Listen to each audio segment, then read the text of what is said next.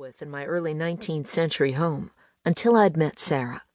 Some of her antiques were fascinating and some strange, but she made a living from her shop, from here and there, so she knew what she was doing. Months ago I'd said it might be fun to attend an auction. Auctions were a main experience I'd missed. This was the first one she'd thought I might be interested in. Several pieces of antique needlework were being sold, and, after all, the business I managed, mainly needlepoint, was all about needlework. Most of the time we did new custom work, but we also identified and restored older pieces. "Did you and Patrick have fun in Portland yesterday?" The heater in the van was beginning to make a difference. My nose was no longer frozen, and I pulled off my gloves. "We had a good day. Patrick's been on a painting binge for the past month.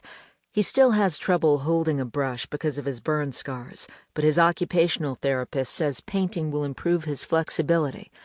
Between his painting and opening his gallery on weekends, I haven't seen him much recently. I've been organizing the accounts for mainly needlepoint and contacting decorators we haven't worked with to try to add some commissioned projects. So when Patrick suggested I go with him to Portland to check out other galleries, I agreed. He's looking for galleries that might feature his art, and at the same time, collecting names of artists to add to his gallery here in Haven Harbor. I was getting a crash course in art. Dating an artist and gallerist could do that. "I'll bet you had a good lunch, too. Portland has great restaurants." I nodded. "But not a long lunch. A lot of galleries are in Portland." My feet had hurt after walking all day in my LL Bean boots. They kept out snow and slush, but despite my heaviest wool socks, they weren't comfortable for long city walks. "Did Patrick find any artists whose work he liked?" "A couple he's going to contact. And Clem, you remember Clem Walker? That television reporter you went to high school with?" Sarah crinkled her nose. "Couldn't forget her. She was here at Christmas along with her crew, filming people like Sky who wanted a quiet holiday without publicity." Patrick's mother, Sky West, was a well-known actress, and Clem and her camera crew had been pesky around the holidays. She was, I'll admit, but she's an old friend, and she's helped me out a couple of times in the past year. Sometimes a reporter has to be a pest to get a story. Anyway, she called me a few times in January.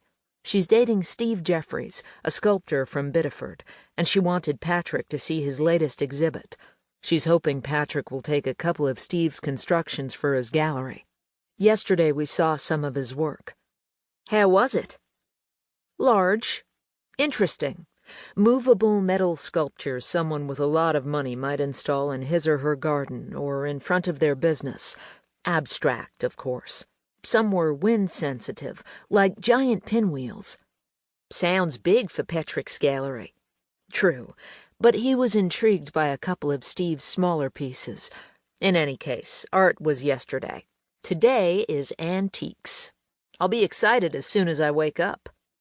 Sarah pulled between mounds of plowed snow into the Dunkin' Donuts parking lot and joined the cars in the takeout line. "One large hot chocolate with whipped cream," she ordered, and then looked at me. "My usual." Sarah knew me well. "And one large coffee, black, plus a small box of assorted donut holes." She winked at me. "Sugar for energy, right?" A few minutes later we were back on our way, sipping and munching. "We'll make good time," said Sarah. "I was afraid the roads would be icy, but so far they've been sanded."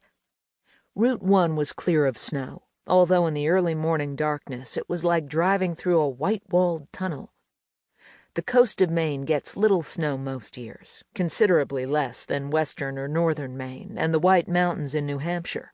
But this year had been different. We hadn't seen grass since Thanksgiving. "Road crews are out 24 hours a day when they're needed." "You're right," said Sarah. "I haven't missed one auction this winter, or had one cancelled. Everyone with a truck seems to have a plow attachment."